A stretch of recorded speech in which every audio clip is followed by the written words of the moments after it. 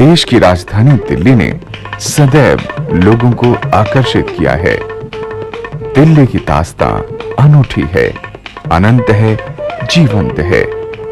दिल्ली की तरह दिल्ली वाले भी कम अहमियत नहीं रखते, क्योंकि उन्हीं की वजह से ही तो दिल्ली को दिल जीतने वाला दर्जा मिला है। हर एक आने जाने वाले का दिल जीतने वाली दिल्ली की प्रसिद्धि दिन ब दिन बढ़ती जाती है।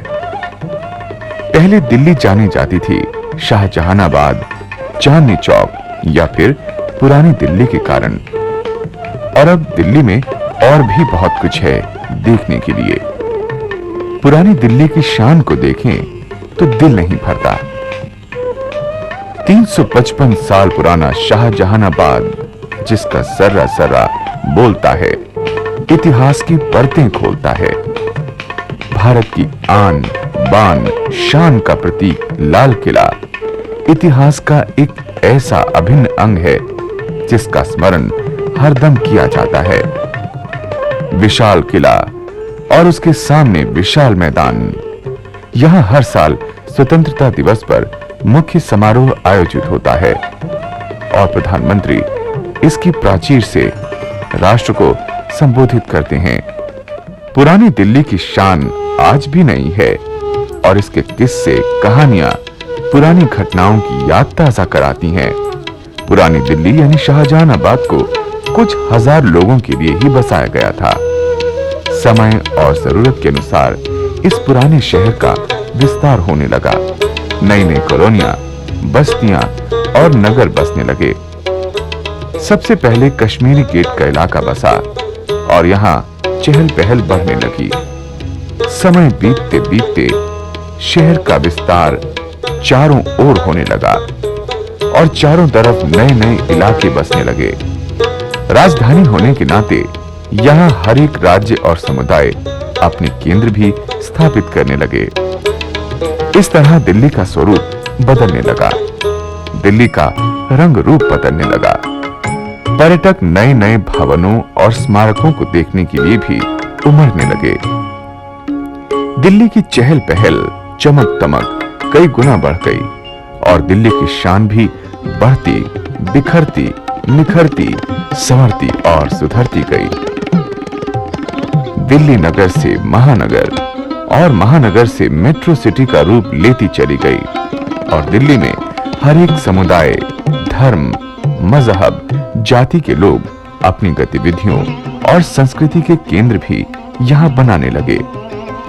इसी क्रम में दिल्ली के झंडेवालान एक्सटेंशन में एक अनूठा संग्रहालय बनकर सामने आया, जिसमें देखने को बहुत कुछ प्रदर्शित किया गया था। यूं कहिए, इस संग्रहालय में भारत के भोले भाले आदिवासियों के जीवन की बहुरंगी झलक को इस तरह दिखाया गया कि एक इमारत में समूचे भारत के जनजातीय जीवन के दर्शन होने लगे। नए जमाने में भी पुरानी मान्यताओं को पुख्ता रूप से अपने जीवन का अंग बनाने वाले आदिवासियों का जीवन मेहनत और संघर्ष का जीवन होता है।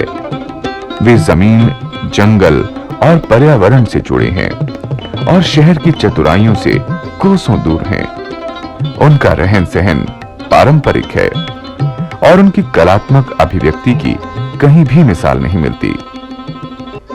इस शानदार समृद्ध कला को एक ही स्थान पर प्रदर्शित करने के लिए भारतीय आदिम जाति सेवक संघ ने झंडेवालान एक्सटेंशन में जनजातीय संग्रहालय ट्राइबल म्यूजियम बनाया, जिसमें देश के कोने कोने की 386 जनजातियों की जीवन शैली को जीवंत प्रस्तुत किया गया।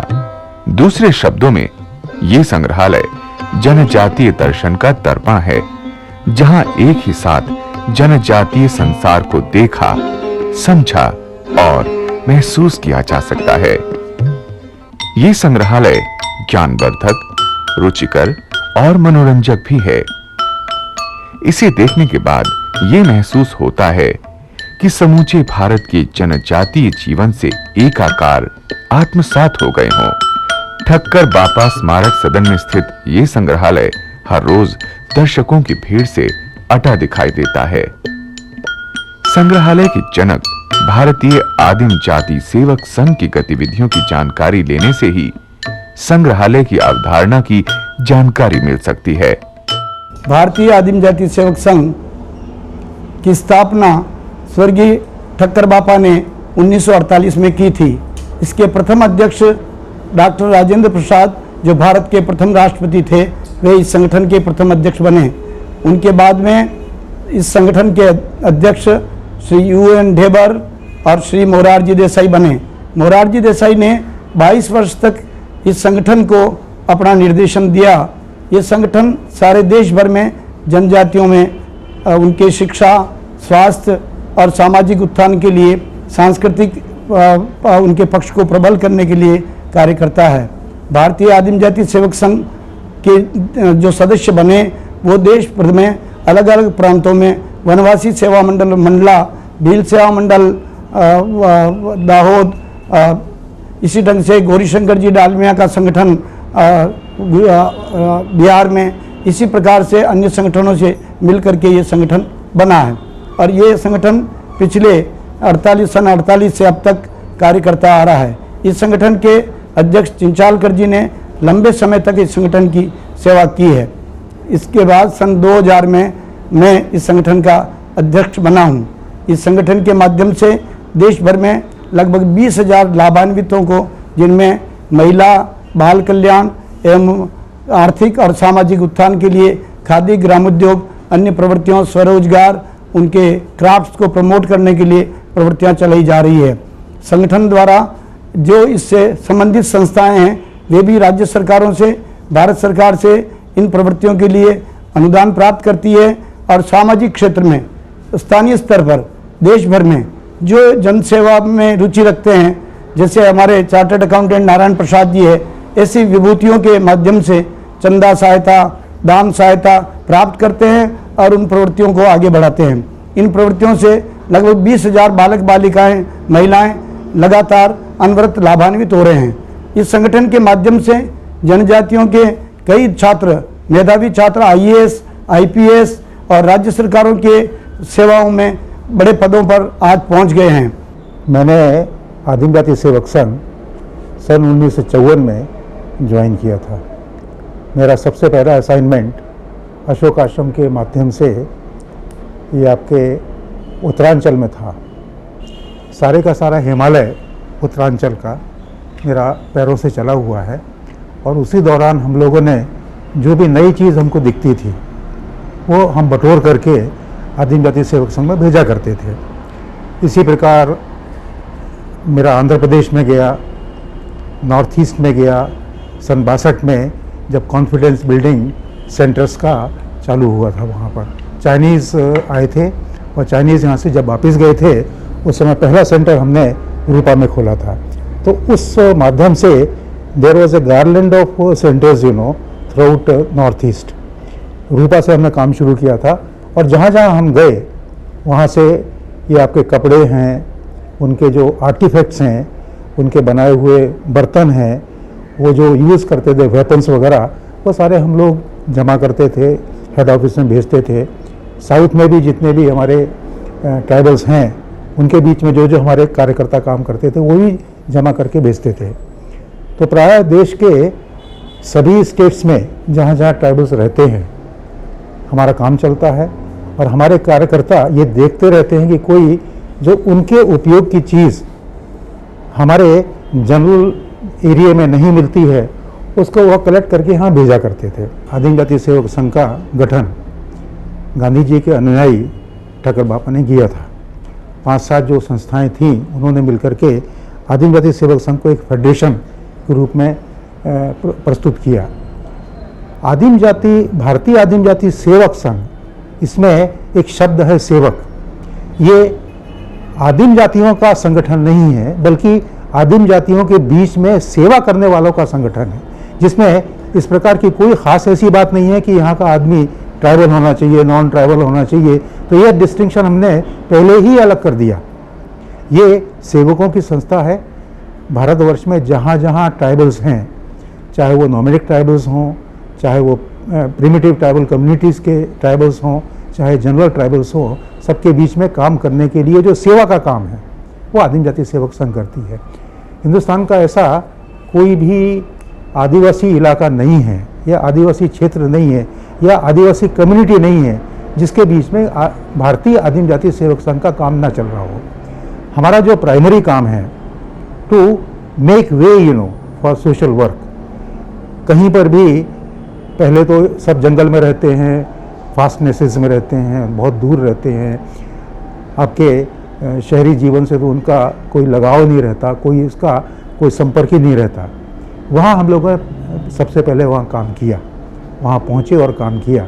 और जब काम करना शुरू किया तो एक अवेयरनेस तो होती है, पर धीरे करके सरकार भी वहाँ आई, अन्य संस्थाएं जो है वो भी वहाँ काम करने के लिए पहुँचे। तो यूँ कहिए कि हिंदुस्तान में ट्राइबल एरिया में काम करने का जो पायनियरिंग वर्क है, to start with, to recognise the problem and to start it, उसका वेलफेयर काम, ये आदिम जाति सेवक संघ ने किया। आदिम जाति सेवक संघ द्वारा जनजातीय संग्रहालय स्थापित करने का निर्णय प्रशंसनीय और सराहनीय कहा जाता है, क्योंकि ये अनूठा संग्रहालय उन लोगों के जीवन को प्रदर्शित करता है जो आज भी प्रकृति से जुड़े हैं और जिनके कारण पर्यावरण संतुलन बना हुआ है। दूसरे शब्दों में आदिवासी पर्यावरण संरक्षण के माध्यम से मानवता पर उपकार कर रहे हैं। इस संग्रहालय को इस विशाल रूप में पहुंचने में बड़ा समय लगा। शुरू में इसे एक कमरे में चालू किया गया था। आदिवासी संग्रहालय आदिवासियों के जनजीवन, रहन सहन और उनके वेशभूषा को प्रत्यक्ष दर्शाता है। हर आदमी के लिए यह संभव नहीं है कि वो आदिवासियों का जनजीवन जो है वो उसी एरिया में जाकर के देख सके। वो खर्चीला भी है और वो वहाँ पर इतना जा भी नहीं सकेगा कोई। तो हम उसको एक ही जगह पर, एक ही स्थान पर, एक ही छत के नीचे भिन्न भिन्न आदिवासियों की वेशभूषा, उनके रहन सहन से परिचय करवा सकते हैं। इसलिए आदिवासी संग्रहालय बहुत ज़रूरी है। आदिवासी कैसे रहते हैं, क्या क्या उनके साधन हैं, किस प्रकार के उनके कृषि के औजार हैं, किस प्रकार के उनके शिकार करने के धनुष और बाण हैं तरह तरह के, इन सब चीज़ों को हम आदिवासी संग्रहालय में देख सकते हैं। इसलिए आदिवासी संग्रहालय बहुत ज़रूरी है। सबसे पहले आदिवासी संग्रहालय संदूकों में था। जब कोई आता था तो हम संदूक में से निकाल करके उसको सामान दिखाया करते थे। फिर हमने एक कमरा किराए पर लेकर के उसमें कुछ एग्जिबिट किया इसको, लेकिन वो भी सफिशिएंट नहीं था। जब हमें यहाँ भूमि मिल गई और ठक्कर बापा स्मारक सदन का यहाँ निर्माण हो गया तो फिर इसको विधिवत रूप से संग्रहालय का रूप दिया गया। इस संग्रहालय और संस्था से देश के महान नेता जुड़े रहे हैं। इस संस्था के अध्यक्षों की सूची इस बात का सबूत है। प्रत्यक्ष को प्रमाण क्या, इस संग्रहालय को बनने और इस रूप में पहुंचने में काफी समय लगा है। यूं कह सकते हैं कि यह संग्रहालय समय, परिश्रम, लगन और निष्ठा के सम्मिश्रण से सोने जैसा खरा और कुंदन बना है। इसके लिए चित्रों और वस्तुओं का संकलन करना कोई आसान काम नहीं था। ये सबसे बड़ी चुनौती थी। तो इस संस्था ने मुझे कई जगह उन्होंने भेजा, ये मध्य प्रदेश में और यूपी में और कश्मीर, हिमाचल, ये अच्छे स्टेट्स हैं जहाँ कि मैं अंदर गया और कुछ फोटोग्राफ्स भी मैंने लिए। जो फोटोग्राफ्स मेरे आज जगह जगह छपे भी हैं, इनके लिए बहुत ही उत्साहजनक है। उसके बाद इन्होंने ये म्यूज़ियम बनाया। म्यूज़ियम के अंदर भी मेरा बहुत योगदान रहा। इसके अंदर एक इन्होंने म्यूज़ियम बनाया था सन 59 के अंदर, 59 के अंदर। तो इन्होंने कहा था एक मेरा पैम्फलेट निकालिएगा। Mister J.C. चंचालकर ने कहा पैम्फलेट निकालिए जिसके अंदर कि सारा मैंने काम किया है। इन्होंने राइटिंग वर्क भी, फोटोग्राफी भी, लेआउट भी, प्रिंटिंग भी सारा मेरा अपना किया हुआ है, जो कि अभी भी अप्रूव किया गया, बहुत अच्छा है, जिसमें गवर्नमेंट से excellence in printing and designing के अंदर अवार्ड मिला है। ये म्यूज़ियम देखा जाए तो बच्चों के लिए बहुत ही अच्छा होता है कि म्यूज़ियम, बच्चे अलग अलग जनजातियों में नहीं जा सकते। मैं जानता हूँ मुझे कितनी कठिनाइयाँ हुई जब इन प्रदेशों में मैं गया। कुछ जनजातियाँ तो ऐसी हैं जो कि खूंखार तरफ की हैं, उसमें जाना बड़ा मुश्किल है, और उसके अंदर इन कपड़ों से नहीं जा सकते, उसी तरह से उनकी ड्रेस से पहन के जाने हैं। और कैमरा जब लटका के जाता तो मुझे ख्याल था कैमरा छीन लिया जाएगा, लेकिन फिर भी मैं गया। तो बच्चों को सिर्फ जानकारी देने के लिए कि देखा जाए तो दिल्ली में दिल्ली ही भारत नहीं है, भारत के अंदर इतनी सारी जनजातियाँ हैं, तो उसके अंदर ये देखिए कि यहाँ पर कौन कौन सी जनजातियाँ, कैसे कैसे लोग खाते पीते उठते बैठते हैं। और बच्चों को अगर जनजातियों में नहीं जा सकते तो यहाँ आन करके उनको सारी जानकारी मिल सकती है और रिसर्च भी कर सकते हैं, और उनके लिए बहुत ही लाभदायक है। संग्रहालय में प्रवेश करते ही इसके महत्व का आभास होने लगता है। इसकी अवधारणा से अवगत कराने के लिए संग्रहालय का मॉडल भी रखा गया है, जिसमें से जनजातीय वाद्य वृंदों की प्रेरक ध्वनि सुनाई देती है।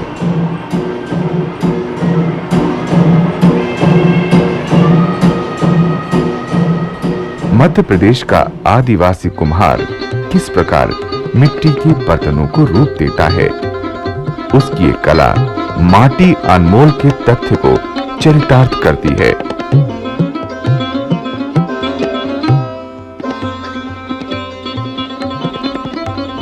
राजस्थान के गाड़िया लोहार की जिंदगी मेहनत से जुड़ी है। आदिवासियों की प्रगति की दास्तां एक गौरव गाथा है, सफलता की कहानी है। मध्य प्रदेश की मोरिया जनजाति के लोग अपने शरीर को गुदवाने में गौरव महसूस करते हैं और उनके पारंपरिक आभूषणों की शान निराली है। अब तो ऐसे आभूषणों को महानगर में लोग खरीदने की होड़ लगा देते हैं। इनका एक अलग ही आकर्षण है। आंध्र प्रदेश की अगा जनजाति के लोगों के आभूषण भी निराले हैं। ये लोग अपने ही अंदाज में रस्सियां बनाते हैं और कलात्मक काम करते हैं। ओडिशा के बोंडो जनजाति के लोग हाट में जाकर सब्जियां बेचते हैं, तो उनका अंदाज और तराजू अलग किस्म का होता है। तमिलनाडु की लंबाड़ी जनजाति की जीवन शैली बहुत ही अलग है और महिलाएं अपने बच्चों की बहुत ही सलीके से देखभाल और पालन पोषण करती हैं। अंडमान द्वीप की ओंगी जनजाति आज भी जंगल और प्रकृति से जुड़ी है। उन पर आधुनिकता का कोई रंग नहीं चढ़ा। इस जनजाति की महिलाएं श्रृंगार करने में माहिर हैं और ऐसा करते हुए वे अपने शरीर को सफेद रंग के डिजाइनों से ढक लेती हैं। कर्नाटक की टोडा जनजाति की जीवन शैली का प्रदर्शन बखूबी किया गया है। इस जनजाति के महिला पुरुष की दिनचर्या सुव्यवस्थित और उनके लिए फायदेमंद है। इससे आदिवासी जीवन के सत्य और तथ्य के दर्शन होते हैं। मणिपुर के आदिवासियों का जीवन दर्शन अपने आसपास की वस्तुओं पर आधारित है। वे पशु पक्षियों से प्यार करते हैं और बांस के बने बर्तनों का इस्तेमाल करते हैं। ये सब वे अपने सधे हुए हाथों से करते हैं। अंडमान और निकोबार की ओंगी जनजाति आज भी अलग थलग है और अपने में ही सिमट कर रहना चाहती है। तभी तो इन्हें दूसरे समुदाय के लोगों से भय लगता है और उन्हें देखकर वे हिंसक हो जाते हैं। पर्वतीय राज्य हिमाचल प्रदेश की गद्दी जनजाति का सौंदर्य तो बेमिसाल है।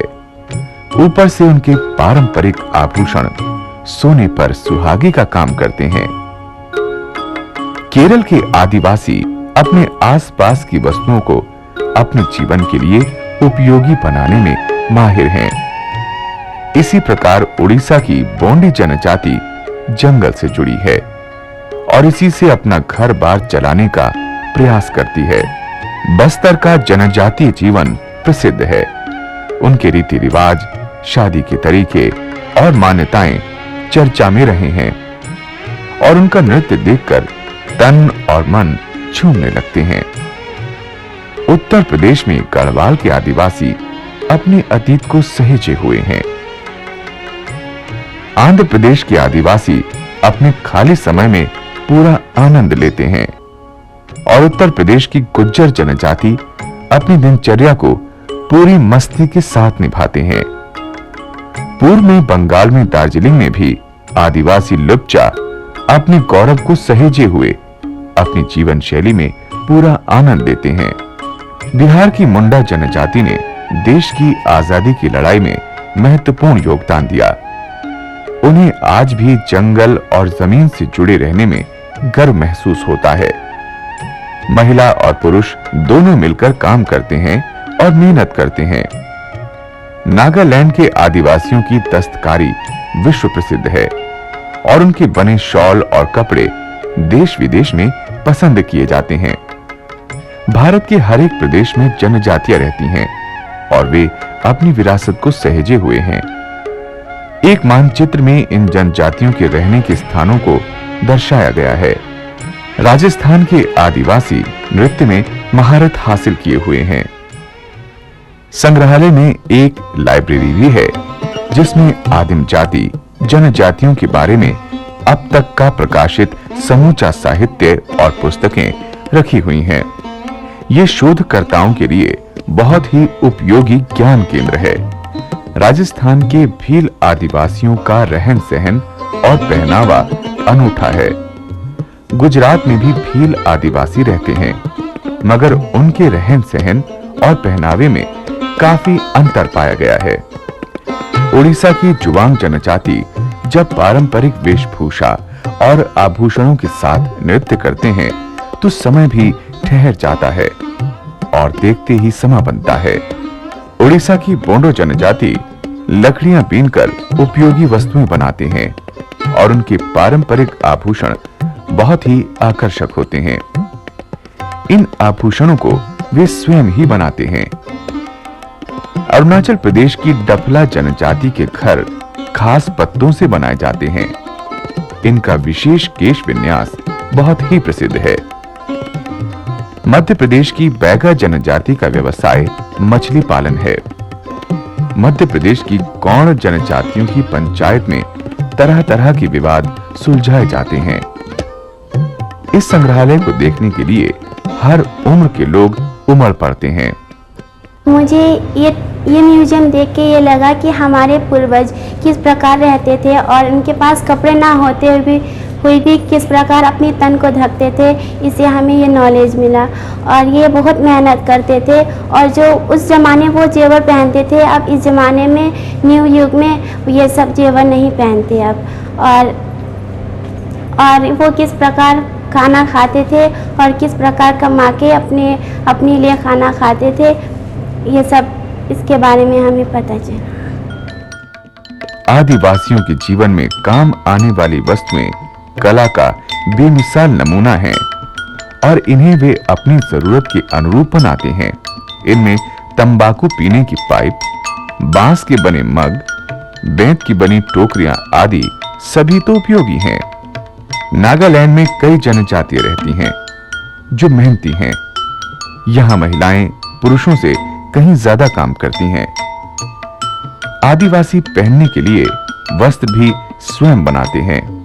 ये वस्त्र बड़ी बड़ी मिलों में बने कपड़ों से भी सुंदर और बेहतर हैं।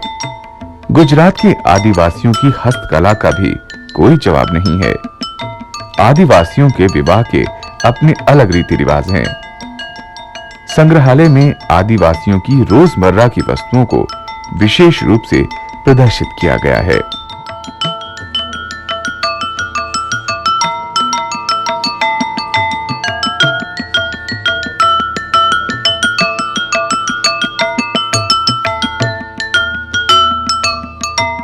इनके वाद्य वृंद बड़े बड़े और सुरीले हैं।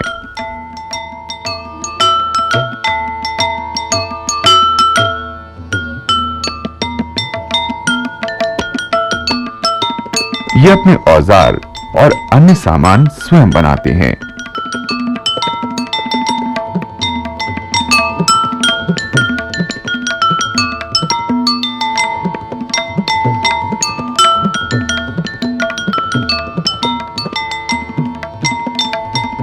ये संग्रहालय भारत के उस भाग का दर्शन कराता है जो अब तक अनजाना रहा है।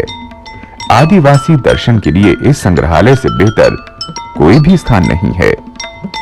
भारत के आदिवासियों के जीवन दर्शन को कुछ ही घंटों में देखने के लिए इससे उपयुक्त और कोई स्थान नहीं है। दिल्ली का ये संग्रहालय दिल्ली की शान है और इसने आदिवासी विरासत को सुंदर तरीके से प्रस्तुत किया है। इससे आदिवासी संस्कृति और जीवन शैली भली भांति उजागर हुई है और उनके बारे में भ्रांतियां दूर हुई हैं।